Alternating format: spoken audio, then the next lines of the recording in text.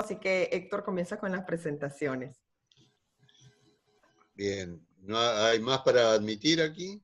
En este momento no, pero ya ellos van a entrar automáticamente porque Roy los colocó para que entraran automáticamente.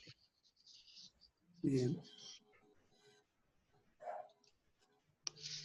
Espera que me ha ido. Entonces, bueno, es un placer tenerlos ¿cómo se llama? A la comitiva de la Sociedad Española en la parte de implantes cocleares. Es un lujo tenerlos invitados en la Asociación Panamericana de Otorrinolaringología. Y bueno, el doctor Héctor Ruiz pues les va a dar la bienvenida para nuestro cuarto webinar de la Asociación Panamericana de Otorrinolaringología. Que realmente es un placer poder contactarnos periódicamente. Esta es una idea para continuar en la educación continua que tiene la Panamericana.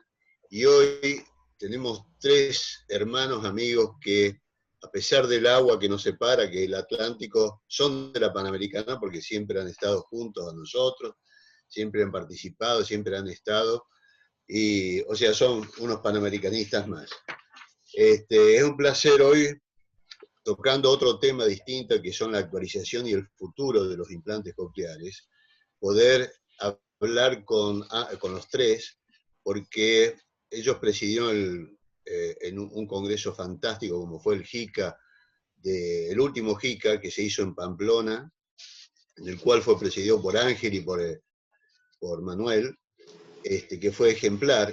Fue un buen ejemplo ya presidir 2, lo cual es distinto y es muy honesto poder hacerlo conjuntamente, y fue un congreso fantástico. Pero no solamente eso, sino que además son los polos más representativos de lo que es... ¿Me están escuchando o me fui?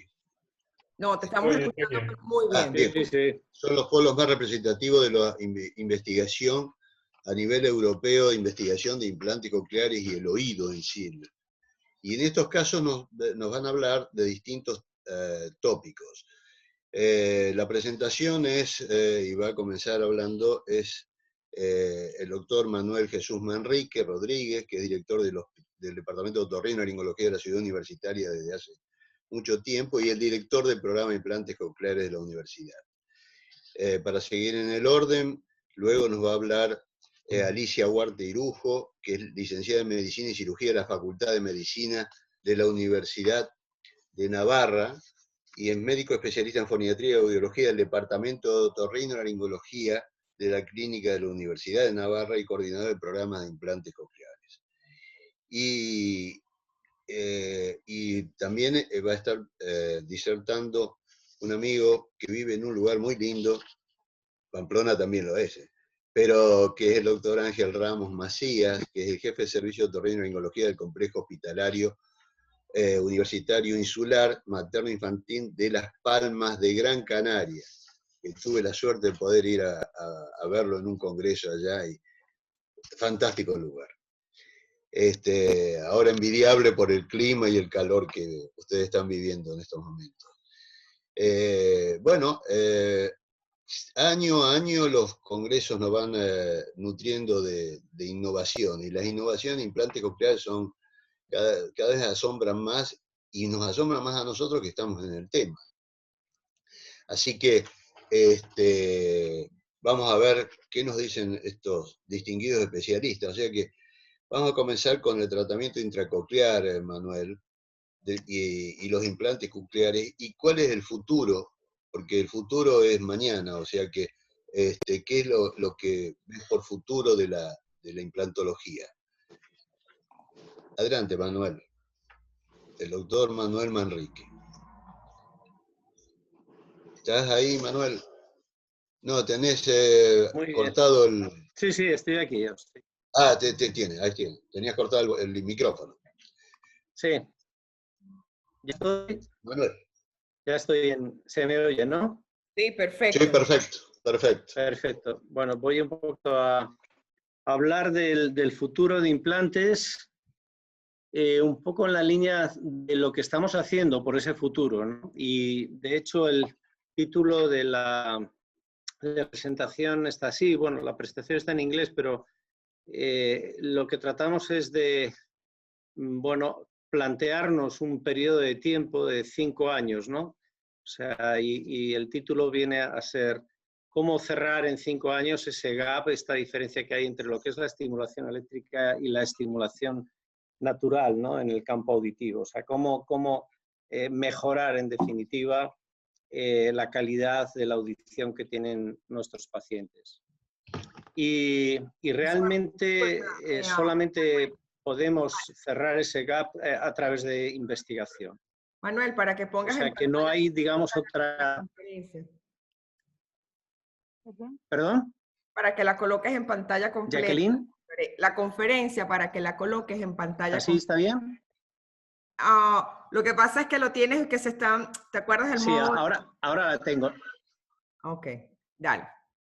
Perfecto, ahora sí. Sí, pero ya lo tengo. Aquí lo veo en pantalla completa. No sé si lo veis vosotros. Nosotros lo vemos en pantalla completa ahora. Ahora sí, muy bien, Manuel. Perfecto, ¿no? Entonces decía que cómo cerrar esa diferencia entre lo que tenemos, ¿sí? Y bueno, lo que podría ser un resultado óptimo, pues solamente a través de la investigación, ¿no? Así que desde nuestro punto de vista, ¿no? Cómo llegar a esa audición natural, cómo reducir el esfuerzo, en definitiva, que tienen que hacer las personas hoy en día con un implante coclear, muchas de ellas, ¿no? Para entender de una forma natural, cómo facilitarles una audición más natural, pues creemos que es abordando esos aspectos, ¿no? Uno, lo que es considerar la audición en la vida real, y por lo tanto eso significa mejorar la percepción de la palabra en ambientes ruidosos y mejorar también la percepción musical. Y la otra forma es, digamos, no tanto cualitativa sino cuantitativa, es decir, hacer que la mayor parte de las personas que pueden ser candidatas a un implante coclear tengan unos resultados consistentes, homogéneos, no tan variables como los que nos encontramos hoy en día. Vemos como hay resultados excelentes en algunos pacientes, tenemos todos pacientes estrella y otros que no lo son tanto. Bueno, ¿cómo conseguir esto? Yo creo que hay que trabajar a nivel del sistema periférico auditivo y a nivel del sistema auditivo central, ¿no? Y cuando hablamos del sistema periférico, pues ahí consideramos la cóclea y el nervio coclear. La cirugía traumática a nivel de la cóclea en la colocación de los implantes cocleares, ¿cómo puede mejorarse? Bueno, ya lo estamos viendo, ¿eh? Las formas de mejoría las vamos a encontrar en líneas de investigación que hoy en día ya están todas ellas en marcha, como es la cirugía robótica, especialmente en la parte de la inserción de las guías de electrodos. Está en la monitorización intraoperatoria a través de electrocoreografía o a través de la imagen en el propio quirófano en directo, ¿no? Sobre el tipo y forma de inserciones que estamos haciendo. Pero también los tratamientos biológicos con utilización de corticosteroides, de antioxidantes, de otro tipo de sustancias. Digamos que esas 3 líneas pueden mejorar esa cirugía mínimamente traumática que estamos haciendo hoy en día. Por otra parte, bueno, hay aspectos que todavía desconocemos. ¿Cómo es el estado de las dendritas, de las células del ganglio espiral que se distribuyen a lo largo de la cóclea? ¿Cómo conocer su estado? ¿Cómo delimitar a través de un mapa el conocimiento de aquello estelar con nuestros implantes cocleares? Porque entendemos que esta información puede ser útil para mejorar la programación de los implantes y al mismo tiempo pues, obtener una programación de los mismos. Y esto lleva consigo estudios neurofisiológicos, quizá en la línea del speech recitation, la utilización de nuevo de tratamientos biológicos que mejoren esa población neuronal que vamos a estimular, como el uso de neurotrofinas o de terapia celular para, como digo, mejorar la diana de nuestra estimulación con implantes cocleares. Particularmente en nuestro centro estamos trabajando desde hace años en lo que es la cirugía mínimamente traumática y últimamente estamos muy centrados en lo que es el tratamiento de la ventana redonda. Considerar ese concepto de cirugía mínimamente traumática de la membrana de la ventana redonda. Entendemos que es un elemento esencial en la transmisión del sonido. Entendemos que, por otra parte, es un elemento activo de paso de sustancias desde el oído medio hasta el oído interno y que, por lo tanto, debemos preservarlo en las mejores condiciones posibles. Estas son imágenes en las que vemos cómo es factible llevar a cabo esa preservación de esa membrana de la ventana redonda. Estas son 3 imágenes consecutivas. En esta parte de aquí vemos el halo de fibrosis en torno al implante que rodea el mismo en la zona del nicho. Esta es la membrana de la ventana redonda. En este punto estamos viendo la membrana de la ventana redonda, pero vemos el de fibrosis alrededor del implante timpánica después de haber entrado desde el espacio del nicho de la ventana redonda. Es decir, es posible llevar a cabo una inserción manteniendo en unas condiciones óptimas esa membrana de la ventana redonda. Vamos a ver si puedo pasar.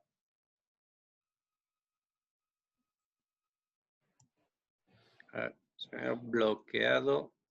Ahora, otro de los aspectos que estamos trabajando es en la fijación natural de los implantes cocleares. Esta es una imagen a la izquierda en la que señalamos el estado de la mastoidectomía, timpanotomía posterior y cómo hemos generado 3 tipos de elementos de estabilización. Hemos generado un canal a nivel del aditus, hemos preservado el septum de Cornet en la zona de su anclaje en el tegmen. Hemos creado un tercer canal en esta región correspondiente al ángulo sinodural. Esta es la posición en la que queda el implante coclear. No utilizamos nada más para fijarlo, no utilizamos músculo, fascia, polvo de hueso, tissue col, ninguna otra sustancia. Todo ello, en definitiva, nos permite un buen nivel de fijación y nos permite llegar de nuevo a ese implante coclear para cambiarlo en caso de que necesitemos una reimplantación por el modo que sea. Otro de los aspectos en esta línea, ¿no?, de cirugía mínimamente traumática es la utilización de implantes cocleares con bombas de perfusión. Este es uno de los ejemplos, es un sistema ideado por Cochlear y lo hemos estado probando en animales de experimentación, en concreto en macacas, sobre todo para conocer todo lo que corresponde a la farmacocinética en el oído interno, sobre la difusión de lo que queramos difundir, dexametasona, neurotrofinas, etcétera, etcétera. Entonces, estamos trabajando en esos parámetros de liberación, de absorción, eliminación, distribución, de lo que estamos liberando a ese nivel.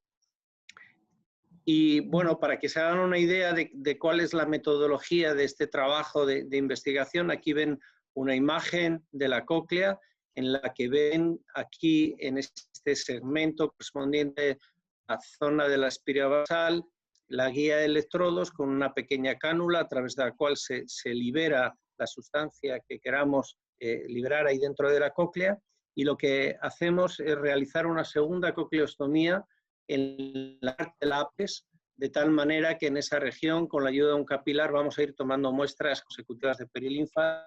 Vamos a conocer cuál es la dinámica de la que liberamos en la base de la cóclea a nivel de toda la difusión que va a tener por todos los espacios cocleares hasta llegar al apes. Bueno, todo nos permite, en definitiva, conocer concentraciones de lo que estamos liberando. Podemos, como en este caso, en la gráfica de abajo, pues establecer una liberación durante 2 horas, hacer una liberación durante 1 día o 7 días. Y lo que hacemos como una de las conclusiones de este trabajo es que para que haya una difusión a lo largo de toda la cóclea necesitamos al menos 24 horas de perfusión.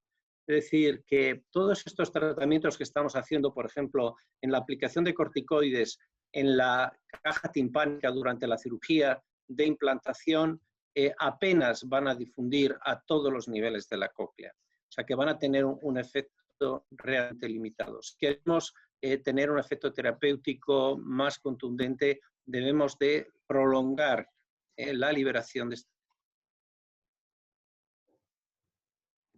más a lo largo de todos los elementos de la cóclea. Bien, perdón. El siguiente planteamiento es, cómo estimular el sistema periférico en relación al diseño y las estrategias de estimulación que los implantes cocleares de hoy nos plantean. Bueno, hoy en día estamos tratando muchos centros de conocer, ¿no?, si los electrodos perimedullares ofrecen mejores resultados que los electrodos rectos. Cada vez hay más evidencias de los pros y contras de uno y otros sistemas, pero yo creo que en este periodo de 5 años que tenemos por delante llegaremos a conclusiones al respecto.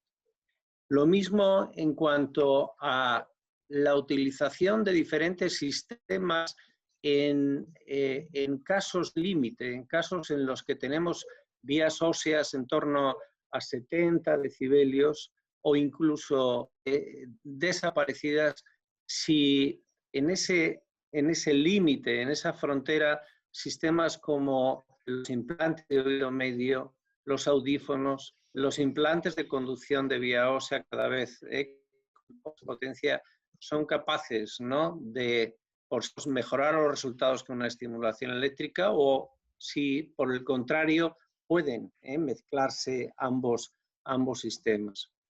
La estimulación electroacústica, bueno, es otra de las cuestiones en las que venimos investigando, pero todavía en un futuro debe de madurar más y debemos hacer más consistentes los niveles de preservación de audición a largo plazo, ¿no?, para obtener resultados que se mantengan en el tiempo. Y lo que dudo es que en estos próximos 5 años tengamos realmente cambios disruptivos, ¿no?, en el diseño de los implantes cocleares, ¿no?, basados en otras tecnologías como estimulación óptica, ¿no?, del sistema auditivo y demás. Cuando hablamos del sitio central, pues a veces es necesario partir de conceptos básicos para obtener mejorías. O sea que seguir aprendiendo la fisiología del sistema auditivo central es importante. Aprender más de cómo obtener el beneficio completo de la estimulación bilateral, ahondar otras áreas corticales implicadas en la cognición y ligadas a la audición, y conocer más sobre la trascendencia de la estimulación temprana del sistema auditivo central, ¿no? ¿Cómo aprender más sobre la fisiología del sistema auditivo central? Bueno, tenemos hoy en día herramientas que son muy útiles y que nos pueden realmente dar mucha información, que son todos los estudios de neuroimagen o estudios funcionales, ¿no?, bien sean potenciales de larga latencia, potenciales de tomografía de positones o las imágenes funcionales de resonancia magnética. O sea, toda esta tecnología puede ayudarnos. Otra de las cuestiones en la que también se está trabajando y que puede contribuir a conocer esto es la utilización de lo que se llaman Brain-Computer Interface, ¿no?, a través del empleo, ¿no?, de implantes auditivos centrales. Aquí tienen algunas imágenes, por ejemplo, de PET, que nosotros estamos utilizando en pacientes con hipoacusias asimétricas, sobre todo cuando en el oído, donde hay una pérdida profunda de audición, hay un largo periodo de privación auditiva. En este tipo de situaciones es importante conocer si tenemos alguna opción de implantar en ese oído con una pobre audición. Y los estudios de neuroimagen pues son una ayuda. Este es un ejemplo, ¿no?, de un paciente en el que tenemos una cofosis en el oído izquierdo y fluctuaciones desde hace 2 meses en el oído derecho. Es decir, un paciente que está haciendo una enfermedad de Meniere en el oído derecho y ya tenía una cofosis en ese oído desde hace tiempo. Cuando nosotros realizamos un estudio de imagen en condiciones basales y después de estimulación auditiva, podemos ver estas imágenes. Yo me iría a esta zona de aquí. Esta corteza, que es la corteza izquierda, corresponde al oído derecho. Saben que hay una derivación contralateral de un oído respecto a la corteza. Ven que el nivel de actividad es el nivel de actividad que nos encontramos en el oído contralateral, en el oído que correspondería al fótico. Es decir, estas imágenes nos están diciendo, por una parte, que vamos a tener pocas posibilidades de obtener resultados satisfactorios si implantamos el lado izquierdo. Y también es relevante ver cómo cuando estimulamos hay una gran actividad en las áreas occipitales.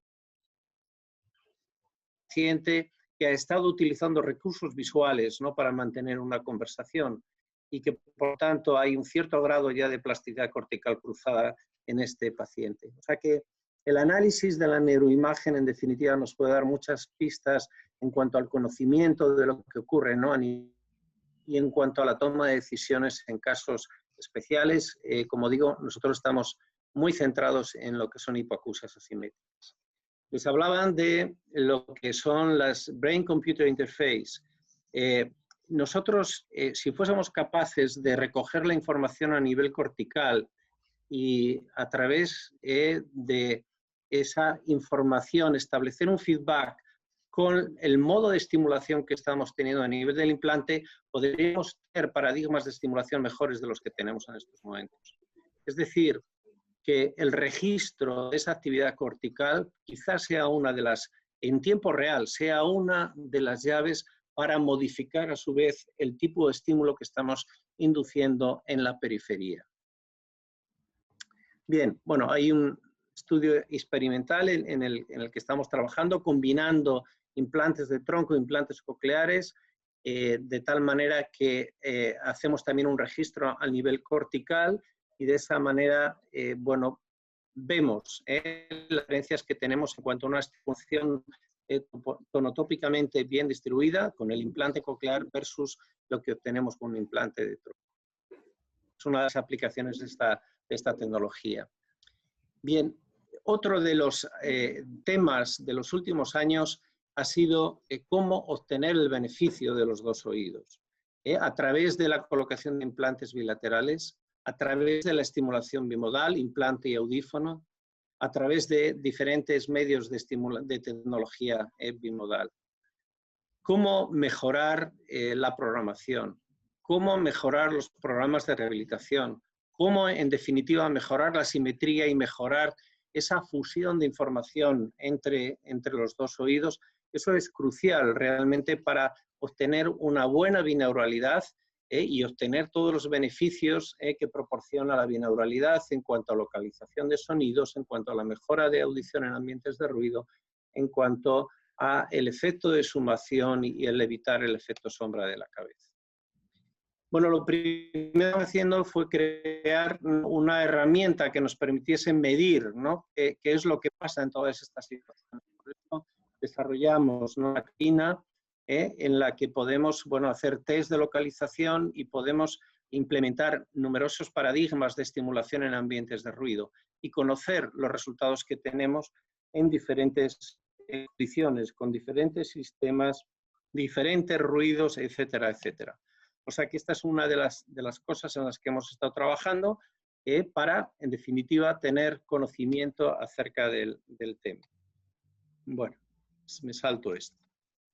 Y hablaba que otro de los aspectos claves es el aspecto cognitivo ligado al tema auditivo y especialmente relevante en lo que corresponde a la población mayor. También en ese sentido estamos trabajando en un estudio con 3 grupos de pacientes que tienen una audición normal, pacientes que tienen problemas auditivos o problemas del equilibrio y pacientes que no han seguido ningún tratamiento y, por último, el grupo C, pacientes con problemas auditivos y del equilibrio que están siendo tratados. Empezamos digamos, a estudiar estos 3 grupos en pacientes superiores de 55 años de edad o más. Les vamos haciendo seguimientos cada 1 o 2 años, realizamos una serie de test y, en definitiva, bueno, lo que estamos tratando es de conocer, ¿no?, el impacto que tiene, bueno, pues la audición en el envejecimiento en su sentido más amplio, en cuenta que la audición pues, es una discapacidad hasta ahora muy poco visible desde el punto de vista social, siendo conscientes, ¿no?, porque hay numerosos estudios que ya comprueban, ¿no?, cómo la audición realmente es un caramelo, ¿no?, desde el punto de vista neurológico, ¿no?, para el desarrollo cognitivo, cómo el mantener desde el punto de vista de audición una buena política sanitaria puede también redundar positivamente en la reducción de casos de demencia y, en definitiva, bueno, pues unirnos a través de este proyecto y de otras acciones pues a generar, ¿no?, un estado de opinión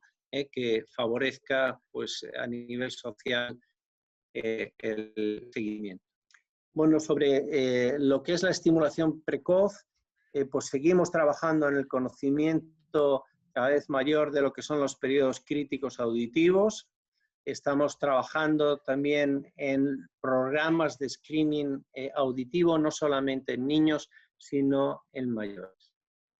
Entendemos que quizá uno de los mayores avances que hemos tenido en los últimos años, en las últimas décadas, diría yo, en el campo de la audición viene de los programas de detección precoz, como aparece en este titular del New England en el año 2006.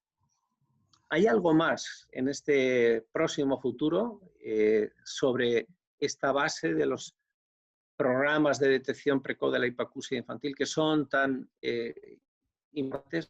Bueno, en este sentido, pues estamos trabajando en ampliar los programas de detección auditiva con programas genéticos de detección de hipoacusia, de detección y diagnóstico de la hipoacusia, basándonos en el que el 60-70% de los niños que nacen con una deficiencia auditiva tienen un origen genético. Teniendo en cuenta este gran número de población, tratamos, en definitiva, de implementar la valoración genética a un programa de detección precoz de la hipoacusia. ¿Y por qué? Porque con ello esperamos reducir el número de falsos positivos y falsos negativos, esperamos reducir el número de niños que están en seguimiento, reducir el número de niños que pasan a diagnóstico con todas las pruebas convencionales que se hacen en el momento actual. Conseguimos un estudio, un diagnóstico etiológico, aceleramos el diagnóstico y el tratamiento precoz y eso nos permite establecer, digamos, un tratamiento personalizado, ¿no?, de la hipoacusia. Y ahí es donde también hemos empezado a trabajar desde hace un año en lo que es terapia génica. Estamos trabajando primero en todos los que son los vectores virales de adenovirus para ello. La universidad tenía amplia experiencia en el tratamiento de otro tipo de enfermedades y ahora en estos momentos estamos aprovechando esos conocimientos precisamente para la traducción. Hablándolo, hay 2 líneas, una con un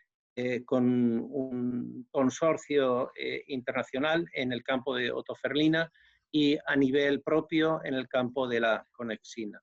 Así que, bueno, el presente está basado en implantes cocleares, pero en un futuro pensamos que la terapia génica puede jugar un papel importante. No olvidar lo que en definitiva se llama audición social, ¿no? Qué importante no solamente es tener investigación, tener buenos implantes, tener buenos profesionales, sino tener una buena organización de los implantes o de los programas de implantes cocleares.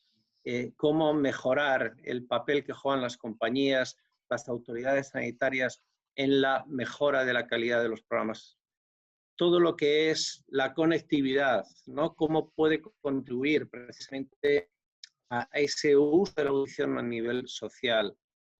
La necesidad de monitorizar, ¿no?, la situación auditiva en ambientes reales, crear digamos, bancos de datos amplios nos pueden ayudar también a mejorar y a cerrar como ese gap, ¿no?, entre lo que es audición eléctricamente estimulada con audición natural. Social, también unas estructuras en nuestras arquitecturas que faciliten la audición a las personas con deficiencias auditivas. Yo creo que esto es un capítulo tremendamente importante también y, en definitiva, bueno, pues contribuir cada uno desde el nivel que le corresponde, pues a eso que ya pues nos comentaba, que todos puedan oír. Y nada más que darle las gracias por la atención desde aquí, desde Pamplona. No exactamente desde Pamplona, porque estamos en un valle próximo a Pamplona que se llama Alzama. O sea que un placer hablar a todos desde aquí. Excelente, Manuel. ¿Se escucha ahí? Sí. Sí, sí. Excelente, Manuel. Excelente, muy buena visión del futuro que nos espera en breve tiempo y muy bien la investigación. Excelente como siempre. Bueno, Alicia, tu tarea es un poco distinta, es la rehabilitación, pero sos la coordinadora de toda la parte de rehabilitación y en el grupo de implantes de Navarra, de la Universidad de Navarra. Lo tuyo es cómo es el manejo en la hipoacusia unilateral, tanto del niño como en el adulto, y cómo es su rehabilitación. Cuando puedas... Yo creo que ya tenemos en la pantalla la presentación, así que... Sí, ya está. Vale. Correcto. Vale. Buenas tardes o buenos días a todos los de por allí, de América. Muy bien, ya me sitúo. A ver, vamos a cambiar un poquito de tercio y hablaremos del manejo de la rehabilitación de las hipoacusias unilaterales, que quizás pues sea un nuevo planteamiento, ¿no?, en relación a las personas que padecen este déficit. Porque hasta ahora realmente no se les hacía, por así decirlo, mucho caso, sino que, bueno, como ya oían por un lado, pues entonces se manejaban tal cual. Pero realmente a día de hoy pues sí que se está teniendo en cuenta que supone tener una hipoacusia asimétrica, incluso el máximo símbolo, ¿no?, de la hipoacusia asimétrica, que es la hipoacusia unilateral. Entonces, podemos decir que, según la Academia Americana, definiremos la hipoacusia asimétrica como la diferencia interaural en la vía aérea de 15 decibelios o más en las frecuencias de 500, 1000, 2000 o 3000. Con lo cual, realmente esto nos da una gran variedad de situaciones.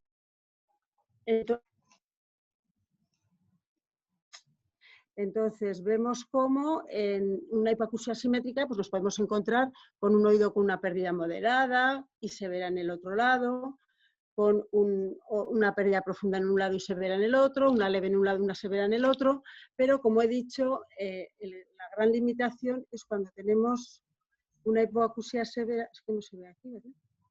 Es cuando tenemos una hipoacusia, cuando tenemos una hipoacusia profunda en un lado y una hipoacusia leve en el otro lado.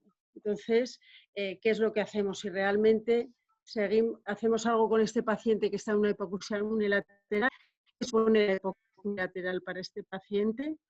Entonces, lo primero que tenemos que considerar es que un paciente con una hipoacusia unilateral, pues realmente este niño, por ejemplo, entiende o escucha todo lo que le viene por el lado izquierdo, pero realmente está obviando todo aquello que le viene por el lado derecho. Con lo cual, por así decir, oye, como la mitad de un lado sí, la mitad del otro lado no, con lo que ello supone en relación pues a localizar, pues se le llama a su mamá, si el perro ladra, etcétera, etcétera, todo lo que viene por ese lado derecho. Cuando, por ejemplo, en un parque está jugando, pero no sabe por dónde le llaman y le cuesta entender mucho más que a los demás niños. ¿Por qué? Porque le entra por el mismo oído el ruido de sus compañeros que están jugando y así como la voz del que le está llamando, por ejemplo. Si estamos, por ejemplo, en el colegio, ¿qué le va a pasar? Pues que tiene que prestar muchísima más atención que el resto de los niños, con lo cual se va a cansar muchísimo más. Muchas veces el profesor considera que es un niño que es muy despistado. ¿Por qué? Porque muchas veces no se le ha diagnosticado, al ser un niño que escucha por un lado, tiene un desarrollo lingüístico bastante normalizado, con lo cual pasa muy desapercibido y lo primero que el profesor le va a decir a su mamá es que el niño está despistado y no se entera de lo que dice. Él hace muchísimo más esfuerzo que el resto de sus compañeros por la limitación de estar oyendo solo con un oído, y hay veces que el rendimiento de ellos es más bajo. Realmente el cambio en la hipoacusia unilateral fue cuando se empezó con los programas de screening, que se detectaban niños que escuchaban por un oído y que tenían este déficit en el otro. Pero si no, antes de los programas de screening era muy habitual que en la consulta acudiera un niño con 8 o 10 años en que decían sus papás que se habían dado cuenta al escuchar el teléfono, al tomar el auricular, que realmente al agarrar el auricular, que realmente no escuchaban por eso. Entonces, por eso ha habido, yo creo, este cambio tan importante en relación a las hipoacusias unilaterales al tener los programas de screening que se están diagnosticando mucho antes. Están mucho más fatigados al terminar el colegio. ¿Y cuáles son las soluciones auditivas que podemos dar en una hipoacusia unilateral? Podemos no hacer nada porque realmente el niño está escuchando por el otro lado. Se puede poner un audífono cross, con lo cual lo que vamos a hacer es enviar a través del micrófono del oído que no escucha, enviar la información al oído que escucha, o utilizar implantes de vía ósea. Pero todas estas situaciones lo que van a hacer es utilizar la cóclea sana. En ningún momento están trabajando sobre el oído que padece la hipoacusia.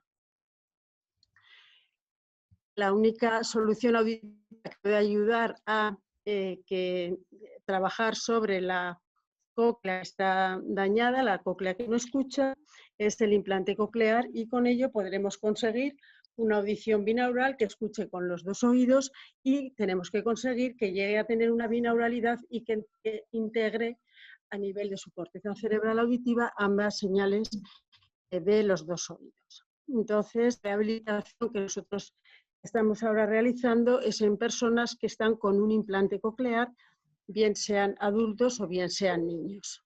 Hay que diferenciar en este tipo de hipoacusias si el paciente es congénito, que no sé lo que es vivir con dos oídos y aprenden a vivir de una forma monaural con sus limitaciones, o aquellos pacientes que no son congénitos y tienen una hipoacusia adquirida, con lo cual saben lo que es escuchar con los dos y tienen un gran impacto a nivel emocional al darse cuenta de la limitación de no escuchar por un lado.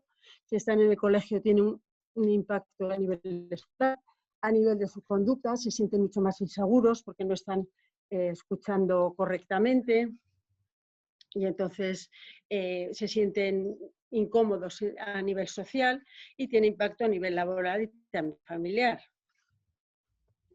¿Cuáles son los objetivos de la rehabilitación? Un paciente que se ha implantado, realmente lo primero que tiene que conseguir es que se adapte progresivamente al procesador, porque es una persona que oye por un lado, sea niño o adulto, y tiene que adaptar un nuevo sonido a ese oído.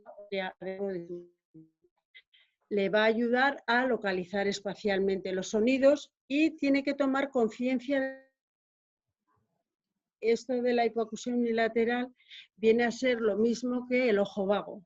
En un ojo vago, si no estimulamos, si no tapamos, por así decirlo, el ojo que ve, pues entonces no podemos estimular. Pues esto es igual. Tenemos que enseñarle a que se empiece a fijar, a que tenga alertas sobre los sonidos que está escuchando sobre el lado implantado. Y asimismo, otro objetivo es adquirir una compresión del habla en situaciones acústicamente adversas, porque aquí el paciente va a estar escuchando por los dos oídos y va a poder tener una estereofonía y va a poder comprender en situaciones adversas. En los primeros días hay que ir dándole tiempo, ayudarle en el proceso, enseñar a la niña con la bombina, etcétera, etcétera. Y siempre el mensaje que se debe de dar es algo positivo, sea motivador. ¿Por qué? Porque si no el paciente dice, yo ya escucho, ¿para qué me hace falta esto? Con lo cual se tiene que dar que tiene importancia aquello que está empezando a escuchar por este oído nuevo. En un principio hay que tener en cuenta que lo que primero que tenemos que hacer es asociar el procesador que tengamos con algún dispositivo, bien sea un wireless o una FM, para enviar la señal directamente al oído que está dañado, al oído que está con el... sin enmascarar para nada el oído bueno. Entonces estamos trabajando con una persona que tiene un oído nuevo que le sigue funcionando normal, y por el oído implantado lo que vamos a hacer es enviar directamente el sonido a ese oído, con lo cual así ellos van empezando a estimular y a darse cuenta de la información que le llega por ese oído. ¿Cómo podemos nosotros trabajar? ¿Qué procedimientos vamos a utilizar cuando estamos trabajando en este tipo de pacientes? Podemos utilizar un audio entrada directa que va desde wireless o FM al oído implantado. Esto lo podemos utilizar para todos los pacientes. Entonces, la persona que hace la rehabilitación, o el familiar si está en casa, o si el paciente está en una reunión porque es un adulto que tiene una reunión, pues lo que hace es conectar el wireless de su dispositivo, de su implante coclear, lo conecta directamente, así la persona que habla pues le va a ir entendiendo. Cuando estamos también, para hacer la rehabilitación, podemos hacer un enmascaramiento pasivo, que quiere decir que lo que vamos a hacer es tapar el oído bueno, y así, tapando el oído bueno, no completamente, porque con un tapón nunca vas a tapar completamente, pero sí que vas a taparlo un poco y vas a intentar que esta persona escuche por el oído implantado. Y por último, el enmascaramiento activo, que quiere decir que vamos a poner música, sonido por el lado bueno, por el lado sano, y vamos a hablar o vamos a hacer la rehabilitación sobre el lado implantado. Estas son las posibilidades que tenemos para los diferentes procedimientos para trabajar en personas que laterales o simétricas o en cosas así. Entonces, hablaremos de un nivel inicial, medio y avanzado. En el nivel inicial lo que vamos a intentar que el paciente tenga una alerta auditiva que le está llegando por el lado implantado, y por eso utilizaremos como accesorios externos o bien a través del Bluetooth o la frecuencia modulada. Y luego, por ejemplo, sí que con pacientes adultos ellos conectan directamente según el dispositivo que tengan, si tienen tablet o si tienen iPhone, bueno, o si tienen Android, se conectan directamente a través del implante coclear y después pueden escuchar diferentes sonidos o audiolibros o canciones que les gustan, etcétera, etcétera. Y así van estimulando este oído nuevo. Entonces, nunca utilizaremos en los niños pequeños, nunca vamos a utilizar un enmascaramiento pasivo en esta situación. Esto solo lo vamos a utilizar en niños mayores de 6 años o en adultos, porque un niño pequeño, no niño menor de 6 años, no te tolera que estés trabajando con él con el oído tapado. Lo aguantará 5 minutos, a los 5 minutos se lo quitará porque está incómodo, y luego realmente no va a ser una terapia que el niño va a estar cómodo y vaya a querer ir a la terapia, con lo cual rehusará y no querrá ir por este modo. Cuando estamos ya en un nivel medio, seguiremos utilizando en el oído implantado los mismos procedimientos que les he comentado ahora mismo, pero sí que en el oído sano utilizaremos tanto enmascaramiento pasivo como enmascaramiento activo. O sea, podemos optar o por hacer directamente la rehabilitación a través del oído implantado o sea, con los accesorios a través del oído implantado, o hacerlo tapando el oído sano, pues o con el tapón o con el enmascaramiento activo, como les he dicho. Generalmente se van alternando unas terapias con otras, ¿vale? Para que el paciente, pues unas le resultan más difíciles que otras, y con lo cual pues él así también se va dando cuenta y se va motivando y va viendo los resultados. Sí que cuando estamos ya en esta etapa, pues en los niños sí que se puede trabajar mucho con los iPhone o con las tablets, que como además les gusta mucho, pues es muy fácil a través de los wireless pues conectarles directamente la tablet o el iPhone al procesador, y así pues pueden ir trabajando. Y luego ya cuando llegamos a un nivel avanzado, realmente nosotros ya no vamos a tapar para nada ni enmascarar el oído implantado ni ir directamente al oído implantado. Lo que queremos realmente es ver cómo funciona esta persona con sus dos oídos, realmente que alcance una binauralidad, con lo cual lo que se va a hacer es trabajarle en ambientes complejos, en situaciones normales, con ruido, y luego localizar el sonido. Hay cantidad ahora de trabajo, de diferentes recursos para poder trabajar a nivel de localización en niños o también en adultos, pues que localicen diferentes muñecos que se les pone que tienen música, etcétera, etcétera, pero aquí ya siempre vamos a estar trabajando con los 2 oídos. Nosotros hicimos una guía para el entrenamiento auditivo en sorderas unilaterales y asimétricas en el 18, que la tienen disponible si ustedes quieren a través de formato. Y realmente, pues bueno, es una ayuda para saber cómo trabajar. Y luego en este tipo de pacientes, por ejemplo, una de las preguntas que se nos hacen, los accesorios, por ejemplo, los wireless, el Bluetooth, todo esto con FM, los tienen que emplear solo en la rehabilitación logopédica o se pueden emplear durante más tiempo.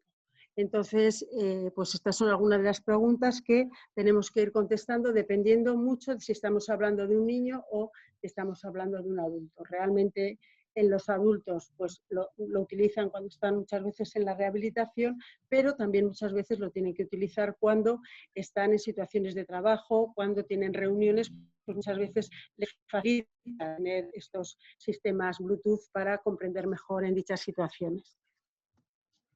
Luego, si es aconsejable a los niños, por ejemplo, que usen estos accesorios en el cole, ¿cuántas horas los tienen que utilizar? Pues cuantas más horas lo utilicen, mejor, porque a ese oído hay que exigirle. Entonces, si no le exigimos, pues realmente la evolución va a ser mucho más lenta. Con lo cual, en el cole, sobre todo, sí que lo deben de utilizar y hay que enseñarles, claro, a las profesoras cómo deben de utilizarlo, porque parece fácil, pero no muchas veces pues, no están asociados correctamente y eso hace que ellos no les funcione correctamente o lo rechacen, etcétera, etcétera. Y luego en casa, pues depende un poquito, generalmente suelen utilizarlos si están jugando con la tablet o con la televisión, etcétera, etcétera, ahí sí que lo usan, pero luego en el día a día que estén utilizando continuamente estos dispositivos, ¿vale? Y aquí, Y entonces, bueno, pues si estos accesorios los van a tener que utilizar siempre, pues eso va a depender un poquito del rendimiento. Realmente, en general, lo que puedo decir de la casuística que tenemos con nuestros pacientes, en general llama la atención cómo a los niños les gusta y no se lo quitan para nada, aunque sean pequeños, generalmente no se lo suelen quitar. Y si se lo quitan, que hay algunos que se lo quitan, suele haber algún motivo, ¿vale? Muchas veces a lo mejor han estado que no ha funcionado bien el dispositivo, el Bluetooth, y entonces empiezan a rechazarlo porque no están sacando rendimiento, porque les produce algún ruido, etcétera, etcétera. Los adultos que a lo mejor están utilizando con unilaterales, pues realmente lo que ellos dicen es que les da bastante seguridad, que están más cómodos, que claro que reconocen y comprenden mucho mejor por su oído normal, normoyente, que por el oído del implante coclear. Pero realmente yo creo que es una buena herramienta o sea que estas herramientas se deben de utilizar para hacer una buena reeducación auditiva, porque si no realmente, si no se están utilizando estas herramientas, estos procedimientos, pues estamos realmente pensando que está progresando con el implante y luego te sorprendes que realmente no está funcionando para nada. Con lo cual, pues hay que utilizar todos estos procedimientos para lograr rendimiento en nuestros pacientes con hipoacusias asimétricas o unilaterales. Esto es un poquito lo que os iba a contar. Muchas gracias y no sé, aquí estamos. Excelente. De verdad que nos ha gratificado mucho todas estas nuevas trabajos y conocimientos. Héctor. Sí, no, además es un tema controvertido y difícil por ahí, las unilaterales, a ver cómo tratarlas, cómo hacerlas, cómo indicar todo. Excelente, Licia. Muchísimas gracias. Y ahora vamos a darle paso a Ángel Ramos, que te estoy viendo, que estás ahí, que es el jefe de servicio de otorrinolaringología del materno infantil de Las Palmas de Gran Canaria. Ahí tenés un guardaespaldas y todo, Ángel. Bueno, Ángel nos va a hablar de un tema muy especial, que es la activación eléctrica o la estimulación eléctrica del vestíbulo y de los implantes vestibulares, que es una gran novedad, que bueno, yo ya lo he escuchado, pero es una innovación en todo este campo de la futurología o el futuro de los implantes. Así que Ángel, te escuchamos. Bien, muchas gracias, Héctor, por la invitación. La verdad es que me ha encantado. He estado mirando mientras hablaban Manu y Alicia, las personas que se habían sumado a estas conferencias, y la verdad es que he visto muchos nombres de muchos amigos y muchos que aún no conozco. La verdad es que es estupendo. Bueno, pues aquí que estamos en hora de comer, ahí lo dejo, pues vamos a hablar un poco de un tema que quizás, bueno, pues es colateral al tema del implante, pero todas las personas que nos dedicamos a este mundo tenemos este tipo de pacientes. Bueno, este es un proyecto que no es un proyecto exclusivamente mío, es un proyecto en el que participan también Manu, luego participan grupos de Roma, Amberes, es un grupo multicientífico europeo que viene financiado por la Comisión Europea. Y quiero empezar con un tema que ya es antiguo, que es la gravedad, ¿no? Y aquí hablo, pues, venimos de los tiempos de Newton, ¿no? La gravedad. Bueno, pues todos sabemos y hemos estudiado la función del laberinto, la función de la sensación rotatoria, pero... sorry, Ángel, no tenemos tus diapositivas. Ángel. Busquemos el técnico. Un momento. Hay unas imágenes, unas rayas en la pantalla que no sé de quién es. Yo no sé de quién son. ¿Mías no son? Mías no son. Bueno, No sé. no sabemos de quién serán estas ¿Ahora se ve la pantalla? No. No se ve. Todavía no. En ver opciones aparecen dos pantallas, Ángel y Manrique, entonces En ver hay que opciones. cambiar de pantalla. Un segundo, por favor. Un segundo. Ángel. Es que ya la compartió, solo que hay que cambiar, nosotros tenemos que cambiar. Ahí está. Ahí está. Ahí está la gravedad de Newton. Exacto.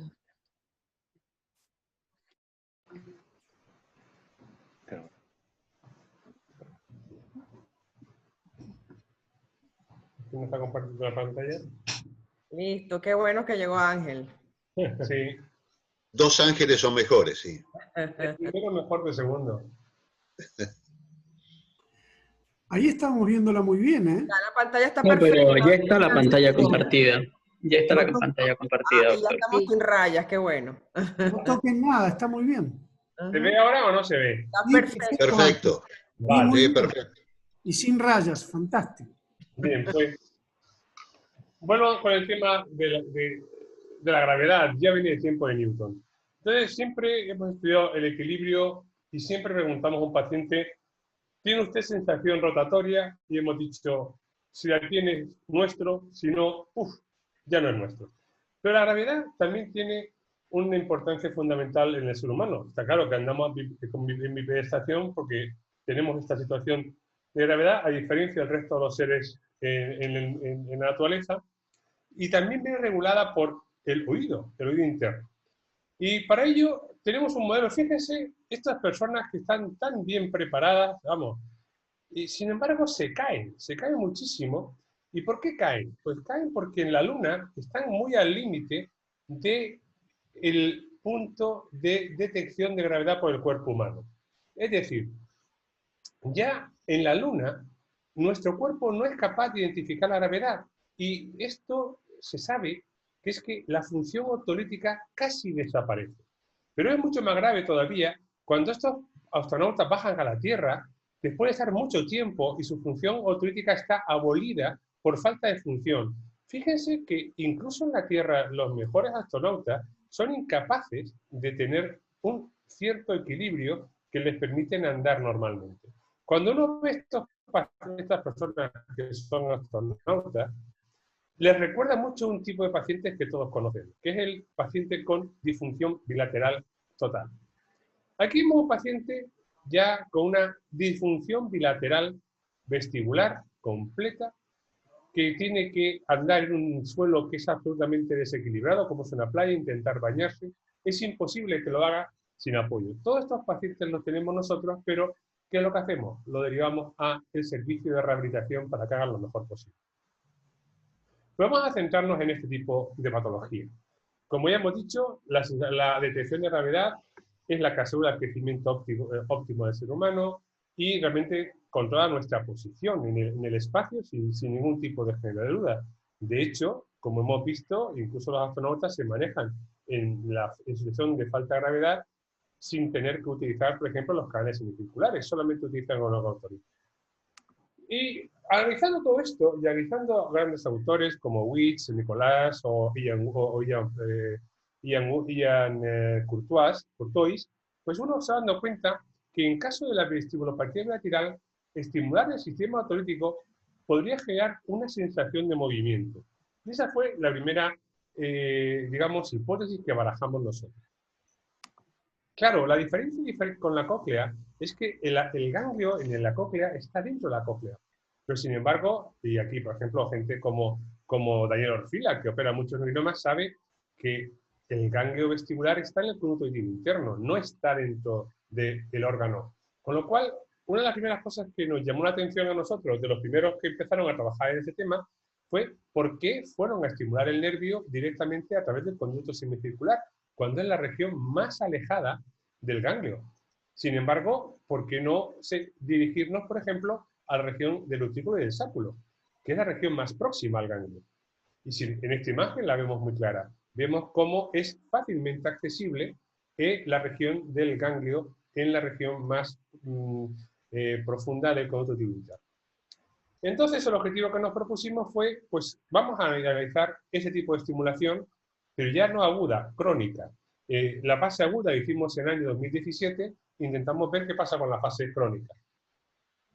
Y para ello, pues tuvimos que hacer pues, diversas primero, simulaciones de tipo de ingeniería, que nos venían un poco a dar un poco la idea del funcionamiento y las posibilidades de codificación eléctrica. Y por otro lado, por supuesto, también nos dimos cuenta que el principio fundamental será la estimulación lo más cercana posible, como si de un implante ocular estuviésemos hablando, no en esta región, que es donde nosotros estimulamos con el implante ocular, sino en esta región que es donde se encuentra el ganglio. Bueno, en la primera fase, porque ahora empezamos la segunda dentro de aproximadamente un mes, nosotros empezaremos una nueva fase donde se incluyen ya 12 pacientes más, los cuales se realizarán entre Pamplona, Amberes, Roma y nosotros. Incluimos 3 pacientes que veis aquí, todos pacientes adultos, fueron la etiología por meningitis, como veis aquí, y todos fueron implantados a los que se llevaron 3 electrodos en la región otolítica, y aparte se estimuló la cóclea con un sistema que hemos diseñado conjuntamente con la compañía Cochlear.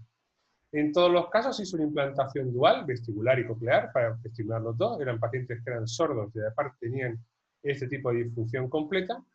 Y bueno, pues seleccionamos para la parte coclear un electrodo perimodelar y sin embargo seleccionamos un electrodo muy fino de banda cilíndrica, colocando 3 electrodos en la porción del órgano otolítico. Les hicimos todo tipo de pruebas, tanto de función vestibular, pruebas de equilibrio o pruebas de marcha. Previamente fue importante realizar, y para eso desarrollamos un sistema con los neuroradiólogos, un sistema que nos permitían estudiar exactamente las distancias que habían tanto desde la región de la ventana hasta la región donde se encontraba la región sacular y la región más posterior, que es la región auricular, que es la que estaba más cercana a la ámpula del canal semicircular posterior, para tener una medida exacta de dónde se encontraba esta región. Y estudiamos 2 tipos de abordaje, un translaberíntico con preservación del canal semicircular y un abordaje combinado de proceso facial bajo visión endoscópica. El más utilizado, el que utilizamos al final, fue este abordaje, que es un abordaje combinado de proceso facial bajo visión endoscópica flexible. Para ello, adaptamos a través de la compañía Stork unos fibroscopios flexibles que se utilizan para cialoendoscopia, los adaptamos para la cirugía del oído. Esa es la situación en que quedaron los electrodos en los pacientes que implantamos. Aquí vemos la porción coclear y aquí vemos la colocación en la región de estimulación en los 3 pacientes que fueron implantados. A todos se realizó una respuesta miogénica intraoperatoria, así como una respuesta vestibular de estimulación, como sería la NRT, pero en este caso sería la NRT del vestíbulo, una potencial evocado del propio nervio vestibular. Y la estimulación vestibular se realizó mediante un tren de pulso en los tres codos insertados, y todas las mediciones se realizaron mediante pequeñas modificaciones del auto-NRT que todos conocéis, del Cochlear Custom Sound. El seguimiento en la actualidad ya vamos por 12 meses a 24 meses. Estos son resultados a 18 y 6 meses de los pacientes. Y aquí vemos, por ejemplo, resultados intraoperatorios, cómo se observan las respuestas intraoperatorias vestibulares en los pacientes. Este es el caso del paciente 1, este es el paciente 2 y este es el paciente 3. Vemos que no todas son exactamente igual, tienen una latencia muy similar, pero tienen morfología distinta, que también depende un poco del tiempo de antigüedad de cuando empezó el proceso meningítico. Tuvimos también una correlación entre la medición de los ECAP vestibulares y las BEMS eléctricamente estimulados en todos los casos. En estos casos, los BEMS que estimulamos intraoperatorio fueron los oculares, porque es ahí que por procedimiento anestésico no se puede hacer del esternocleidomastoideo. Y aquí vemos en general la situación. Y para que, como visión general, vemos en rojo las mejorías en todos los test, que ahora iremos viendo poco a poco, de todos los pacientes. Y vemos que salvo en el Dynamic Visual Acuity, en el que hemos obtenido muy poquita resultado, y esto haré el comentario posterior, y es fundamentalmente porque realmente los test como el Ocular Counter Rolling o otro tipo de test oculares aún no están del todo desarrollados en esta patología, y son las cosas que hemos trabajado en los últimos meses muchísimo, alguna aplicación está ya en marcha. Y vamos a ver cosas que encontramos. Por ejemplo, vimos como un nistagmo espontáneo en uno de los casos, al estimularlo, ¿veis? Desaparece. Un efecto instantáneo, inmediato. En el primer momento de la estimulación del implante vestibular, un nistagmo espontáneo que tenía uno de ellos ha desaparecido. No me pregunten cuál es el mecanismo, porque realmente lo desconozco, pero desapareció. Por ejemplo, en la postulación dinámica vimos una mejora enorme ya al primer mes después de la cirugía. Aquí vemos en los tres pacientes, el primero, segundo y tercero, y vemos como en casi todas las situaciones a las que se presentaban los pacientes, en todos los casos hubo una mejora importante. También vemos aquí cómo se mejoró muchísimo los test de organización, y vemos cómo esta dispersión se fue mejorando, o esta dispersión mejoró en todos los pacientes, y también el test de adaptación. Vemos también los test de adaptación en los tres pacientes, hubo una mejora enorme en cada uno de ellos. Cuando hicimos el test del VHIT, evidentemente no encontramos diferencias, pero claro, es que nosotros no vamos a ver la función vestibular mediada por los canales semicirculares. Lo único que vamos a mediar es la función otolítica, que es la que nos interesa para la postura y la marcha. Y aquí vemos, por ejemplo, esta es una situación del paciente antes de operarse. El paciente es incapaz de hacer un ejercicio tan sencillo como es pasar un cajón como este. ¿Qué pasó al mes de la implantación en este mismo paciente? Pues ahora vamos a ver la misma prueba ya realizada con el paciente ya implantado. La dinámica es distinta, la morfología de andar es distinta, el paciente es completamente distinto. Por ejemplo, vemos la situación con el implante activado y el implante no activado. Fíjense cómo con el implante activado el paciente no necesita retirar la cabeza, la mirada de la cámara. Sin embargo, cuando el implante se lo apagamos, el paciente es incapaz de mantener una posición estática normal. Pero cuando uno dice, bueno, uno de estos pacientes, pregunta a cualquier rehabilitador, ¿sería capaz de subir y bajar una escalera sin ningún tipo de ayuda con bastón? Vamos, ningún rehabilitador le diría que eso podría ser posible. El tercer paciente nuestro sería este paciente, y al mes de la cirugía hacía esto.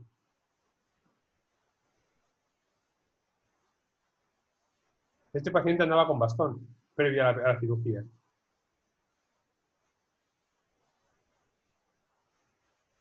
Bien. Una de las cosas que también observamos es que si nosotros apagamos el implante no hay efecto residual. Es decir, la ventaja clínica era siempre con el implante activado. Una vez que el implante se desactivaba, se ponía en off, el paciente al cabo de 2 o 3 minutos volvía a tener la misma situación que al principio. y sigue ocurriendo ahora incluso 2 años después de la implantación. También, por supuesto, reaparecen, en este caso, los potenciales miogénicos, en este caso son los VENS cervicales, aparecen también eléctricamente estimulados. Y esto es lo que les enseñaba al principio, calidad de vida. Este es el paciente que yo les comenté al principio de la presentación. La situación actual ha cambiado. La situación actual es esta, es la misma playa. Y ese sitio que ven ustedes al fondo andando en un sitio tan complejo como es la arena, es el mismo paciente que ustedes veían al principio, que casi no podía bañarse sin la ayuda de su hijo. Pues esto era un poco lo que quería presentarles. Son resultados preliminares. El estudio multicéntrico se empezará dentro de 4 semanas, pero todos los pacientes han dejado usar el bastón, todos los pacientes han mejorado y todos los pacientes, incluso en luz muy oscura, pueden hacer una actividad de estabilidad y de marcha razonablemente normal, y incluso 2 años después no se ha notado ninguna disminución en la actividad del implante y eso en su implante todo el día.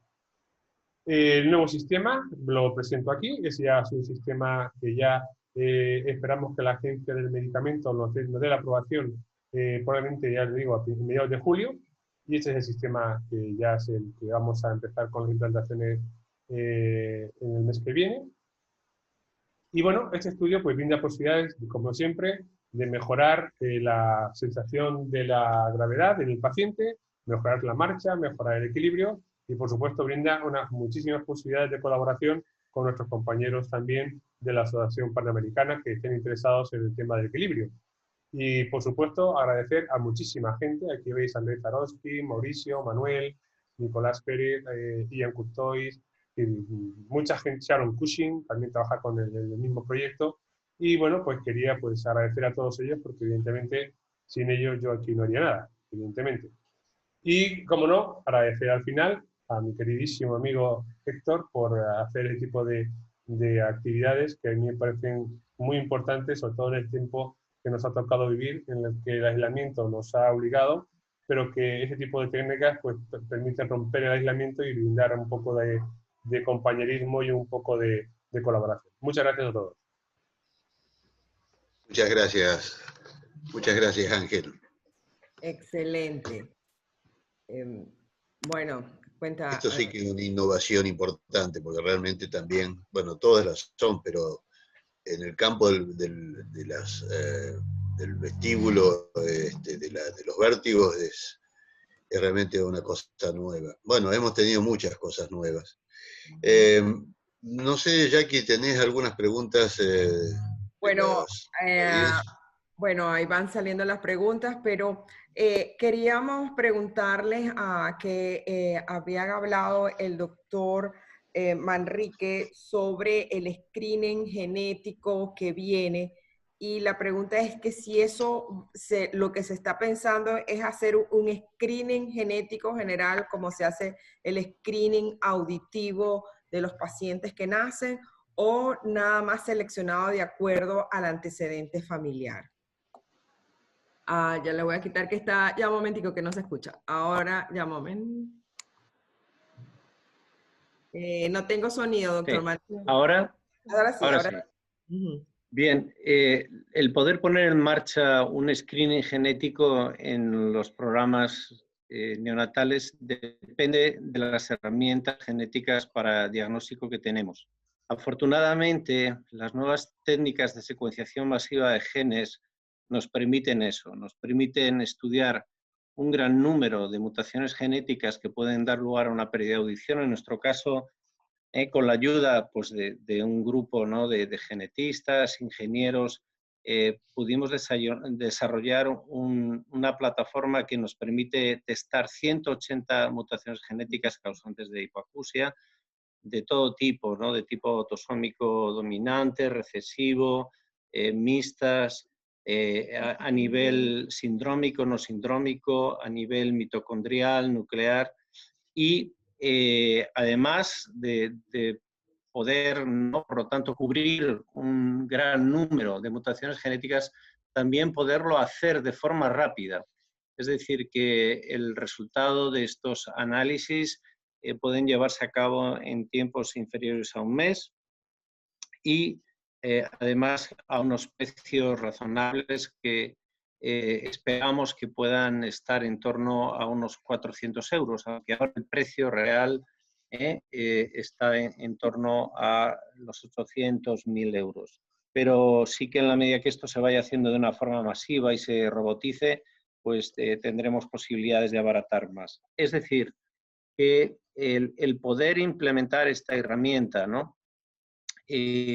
Bueno, creo que puede, como explicaba en la presentación, mejorar algunos aspectos o algunas limitaciones de los programas de screening auditivo basados exclusivamente en lo que es audición.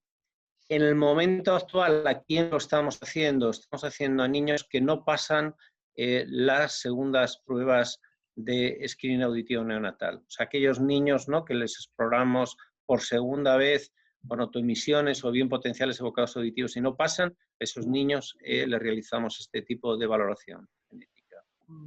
Y por supuesto que se puede utilizar en cualquier sujeto que tengamos en la consulta y que tiene una sospecha de una pérdida de audición. O sea que obviamente es una herramienta que se puede utilizar en el sentido más amplio del diagnóstico, ¿no? ¿Y ese test es para Conexin y otras cosas más o solamente para Conexin? No, 180. O sea, incluye por supuesto conexinas, todo tipo de otoferlinas, tectorinas, o sea, es un buen número de mutaciones. Sí. Oh, excelente. Manuel, una pregunta, Manuel. ¿Se están experimentando otras drogas intracocleares? Bueno, dexametasona sí, pero ¿hay algo más que estén experimentando? Sí, a ver,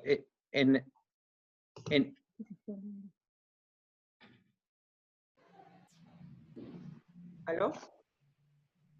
Héctor, ¿me puedes repetir o...? Sí, se están experimentando algunas drogas más para hacerlas intracocleares. Está la dexametasona, pero ¿hay algo más que se pueda utilizar intracoclear? Sí. Bueno, básicamente, claro, depende de cada uno de los grupos, ¿no? Pero hoy en día hay en marcha trabajos sobre efectivamente corticosteroides, ¿no? Dexametasona es uno de los estudios más reproducidos en diferentes grupos, ¿no?, a lo largo del mundo. Otro grupo de trabajo está dirigido al uso de neurotrofinas, ¿no?, el mejorar el estado neural, ¿no?, de la primera neurona de la vía auditiva. Otros grupos están trabajando en el uso de antioxidantes. Otros grupos están trabajando ya en cómo introducir dentro de la cóclea precisamente todas aquellas sustancias que vamos a emplear en la terapia génica, que normalmente pues, consiste en la inyección de vectores de adenovirus junto con las moléculas que queremos utilizar para el tratamiento de una mutación genética en concreto. O sea que esas son las, digamos, las principales líneas, ¿no?, de utilización de fármacos o de otros tipos de estrategias a día de hoy. Por lo tanto, o sea, una de las cuestiones que yo creo que el cirujano otólogo del futuro va a tenerse que familiarizar es precisamente con esas técnicas de inoculación de sustancias dentro de la cóclea.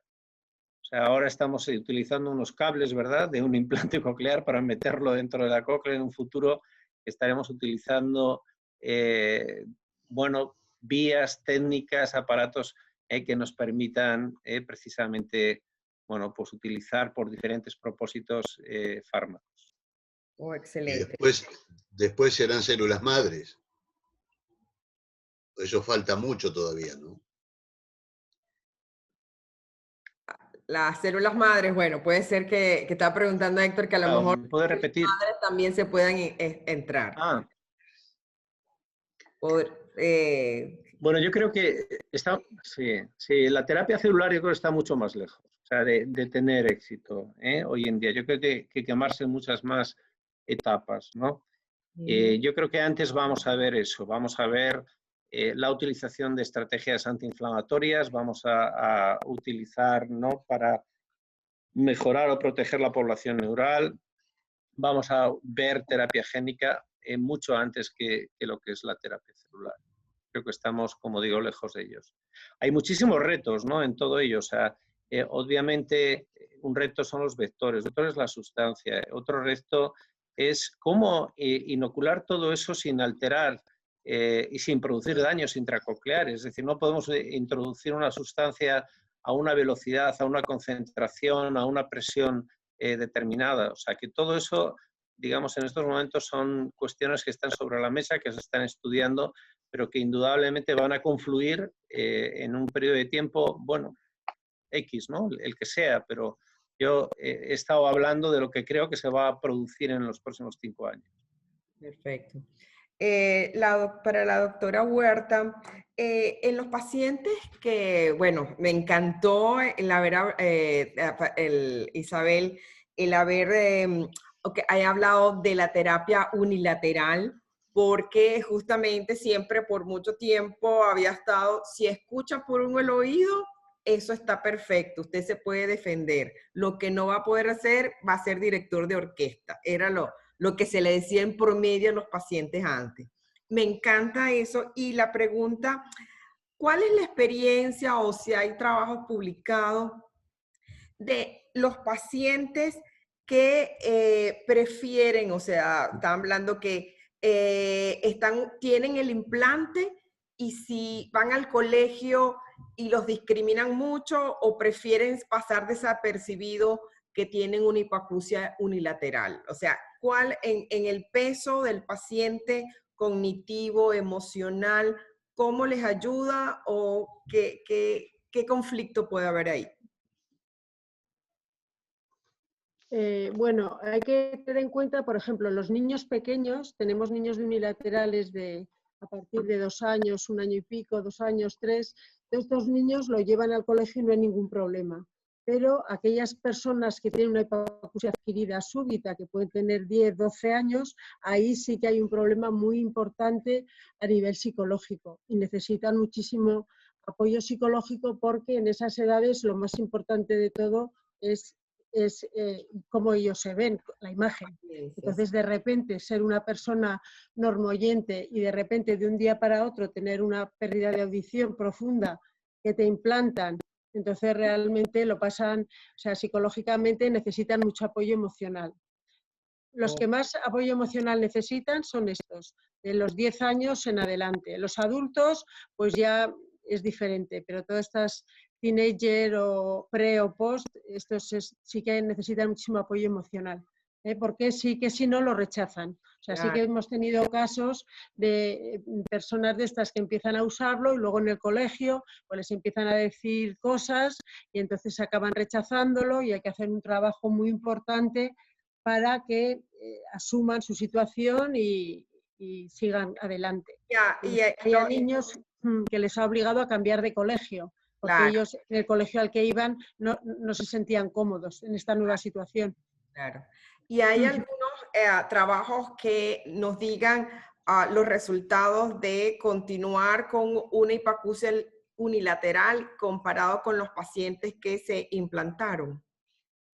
O sea, que sería... Yo creo que a día de hoy no lo tengo registrado que tengamos esto todavía.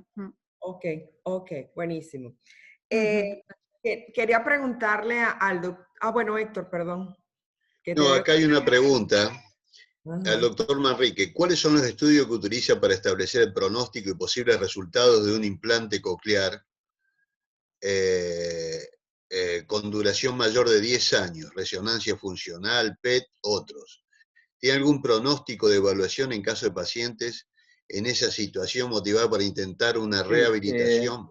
Generalmente tenemos la mayor experiencia es con PET auditivo. Ay, a ver, el doctor Ángel Ramos se me va. Quería hacer una pregunta antes que se me fuera, doctor. Antes de que se me acaba. Te quería preguntar Hácela antes de que se vaya. Antes de que se vaya. ¿Cuáles serían las indicaciones del implante, específicamente del implante coclear para los pacientes con vértigo? ¿Cuáles vértigos tienen indicación de implante coclear? ¿Cuál vértigo? tiene indicación de implante coclear o de implante vestibular. O vestibular. Implante vestibular, perdón. El implante vestibular. En principio no hay ninguna. El implante vestibular es un implante en investigación, con lo cual no hay indicación. Probablemente en 2 meses, si no calculamos mal, en el Journal of Vestibular Research se publica un acuerdo de los 4 grupos que estamos trabajando en implantes vestibulares a nivel mundial. Esto incluye a Rubinstein, de la Santina, Van de Berg, nosotros, y hemos puesto unos criterios de investigación para que todos aquellos grupos que quieran trabajarlo, pues tengamos, porque no es los mismos criterios que una disfunción bilateral como ocurre en el caso de la definición de Bárani. Pero si alguien está interesado, a través de Héctor yo le puedo mandar, si queréis, el PDF con el artículo que ya está aprobado a publicar en el Journal of Vestibular Research. Se lo agradecemos muchísimo que lo envíe y entonces... A través de Héctor me lo pasáis y lo mandamos. Bueno, Ángel, te agradezco mucho la atención. Yo sé que a los 3 lo he molestado con el sábado, le he partido el sábado en 2 porque, claro, en Pamplona ya son el problema, mucho más tarde que en Canarias. Ahora que estamos entre amigos, es que... Pero quería agradecerle mucho. Te cuento, mi problema, Héctor, es que no me caí en la cuenta que era el cumpleaños de mi nieta. Entonces, no, eso es más importante. Mi nieta en el cumpleaños aquí arriba y es el único problema. Oye. No, por supuesto. Muchísimas gracias, Ángel. Un gran abrazo y mucha suerte. ¿Cómo es la pregunta que estabas haciendo? La pregunta era la evolución a largo plazo de los implantes cocleares, pacientes con más de 10 años, cómo es los resultados y cómo es la evaluación en largo tiempo. Estamos hablando de hipoacusias unilaterales. Bueno, podría ser porque la pregunta realmente... de personas con pérdidas de audición más de 10 años. Exacto. En unilaterales. Sí, ahí es donde estaba iniciando la respuesta. Estamos utilizando eso, PET auditivo, es un estudio de neuroimagen que nos permite obtener información en condiciones basales sin ningún tipo de estímulo ni visual ni auditivo. Normalmente en condiciones basales, si encontramos una gran actividad a nivel de los centros corticales auditivos, es un mal signo de pronóstico, porque eso nos está indicando una colonización visual. El otro paradigma que hacemos en la misma prueba es estimular a través del oído oyente. O sea, que en estos casos tenemos un oído sordo, otro oído oyente, estimulamos a través del oído oyente. Si obtenemos estimulación en las áreas corticales contralaterales y también ipsilaterales, es un signo de buen pronóstico. Si solamente obtenemos estimulación en las áreas ipsilaterales o contralaterales, cualquiera de las dos situaciones, no sería un signo de buen pronóstico. Es decir, en definitiva, lo que vemos es, 1, en condiciones basales, sin ningún tipo de estímulo, si hay actividad en las áreas corticales, mal asunto. En segundo lugar, si tenemos una trasestimulación, solamente tenemos actividad en un hemisferio, mal pronóstico. Y por último, si además vemos una gran actividad en otras áreas asociadas como áreas visuales o áreas frontales, también el pronóstico es malo, ¿no? Porque nos está implicando, ¿no?, el uso de otros recursos, ¿no?, comunicativos más allá del auditivo. Excelente. Manuel, uno de los temas que siempre me gustó es la plasticidad neural. Y te quería preguntar, ¿el límite sigue siendo o se puede haber ampliado con visión de futuro para casos de más de 3 a 6 años, que son el óptimo y el permitido, de 6 años? ¿Hay más tiempo para poder implantar en niños no estimulados? Yo creo, si estamos hablando, claro, siempre hay que precisar muy bien, ¿no? O sea, en primer lugar, estamos hablando de niños con sorderas congénitas de grado severo profundo, ¿no? Y en ese tipo, ¿no?, de pérdidas de audición, efectivamente, más allá de los 6 años, la capacidad de obtener unos resultados que permitan entender en un contexto abierto son bajos, son limitados. No quiere decir que no haya beneficios, no quiere decir que que esté contraindicado un implante coclear, pero sí que tenemos que ser conscientes que el resultado que vamos a recoger es de menor orden.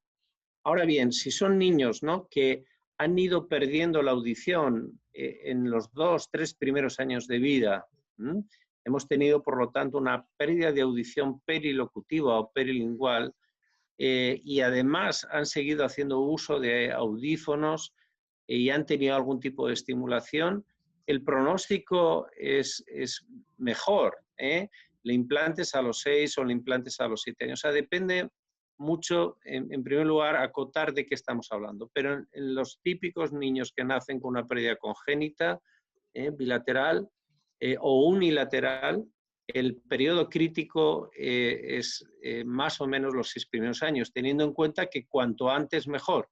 O sea, siempre, cuanto más nos acerquemos al momento de la pérdida de audición, el resultado tanto en implantes bilaterales, en implantes unilaterales, en pérdidas de audición, en single site deafness que implantamos un oído, siempre la precocidad va a resultar crítica. Correcto. Hay una pregunta que, ¿qué experiencia tienen los pacientes catalogados con espectro de neuropatía auditiva?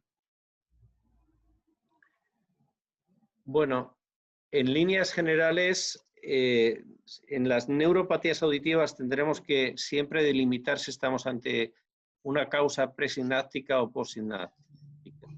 Todas aquellas no relacionadas con una neuropatía auditiva presináptica, típico caso del geno TOF, que produce un problema en la neurotransmisión entre la célula interna y la primera neurona. El pronóstico de una implantación es excelente, excelente.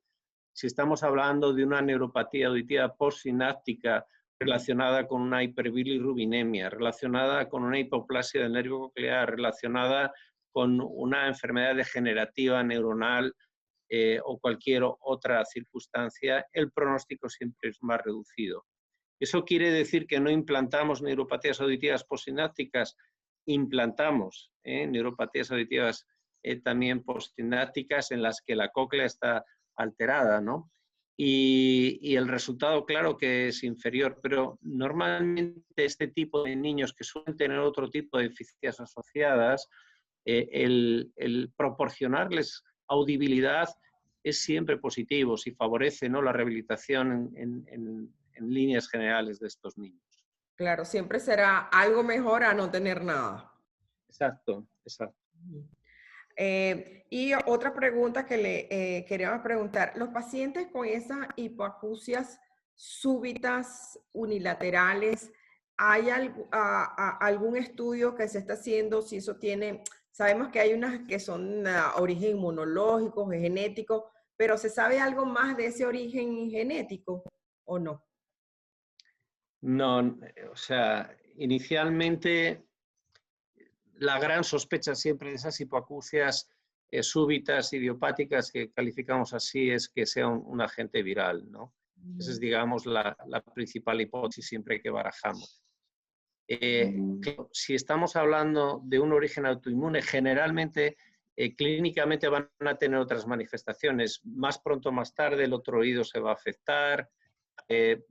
Esas pérdidas súbitas unilaterales a veces no son profundas desde el primer momento, son de un grado menor, hay fluctuaciones, en fin, digamos, no es un episodio, sino que hay una clínica que va generalmente con carácter fluctuante, va a ir afectando unilateralmente a este sujeto. Por lo tanto, en las pérdidas súbitas unilaterales típicas idiopáticas, pues hoy en día, bueno, sabemos que el diagnóstico es por exclusión, que el diagnóstico etiológico queda pues en blanco y que queda esa sospecha de que tengan un origen, como digo, viral. Perfecto, perfecto. Y entonces, en estos, se me fue bueno, Héctor, te doy el pase a Héctor. Bueno, ¿tenés más preguntas? Si no, Yo calculo que el matrimonio Manrique, Alicia, Huarte, tendrán que ir a bailar, supongo yo, esta noche, es sábado, y lo tenemos ahora que son... Eso es lo que vamos a hacer ahora mismo. No, una no pregunta queremos que le... demorarlos más, han sido excelentes expositores todos, y No, la verdad que fue muy... Sí, ¿tienes No, alguna una pregunta que que ahorita con la epidemia de COVID, ¿ha visto algunos pacientes que hayan tenido hipoacusias súbitas de origen viral? Sí. Sí. Sí. Okay. Sí, no de una forma masiva, pero hemos tenido, sí, un par de ellos. Sí. Perfecto. Yo hoy escuché que se levantó la alerta en España, lo cual felicitaciones y me alegro muchísimo porque hemos sufrido mucho con lo que le ha pasado a ustedes. Pero las cirugías de los implantes cocleares con la mastoidectomía, ¿la están haciendo sin ningún problema? ¿Se postergaron? No, venimos haciendo ya cirugía de todo tipo, pero de implante coclear también, y lo que hacemos siempre que hay necesidad de fresado es generar una especie de tienda de campaña, ¿no? O sea que colocamos una especie de protector a nivel del microscopio que nos permite, evitar que todo lo que es las salpicaduras, ¿no?, generadas con el fresado nos impacten sobre nuestra cara o sobre... Correcto. Bueno, entonces, ¿alguna otra pregunta, Héctor? No tengo ninguna pregunta en el chat tampoco. Ok, buenísimo. Bueno, entonces vamos a dar por finalizado.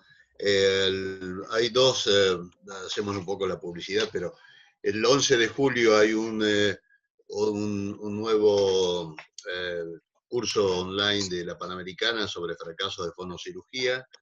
El 18 de julio es tinnitus y el 4 de agosto hablaremos con la Organización Mundial de la Salud sobre el tema de la audición.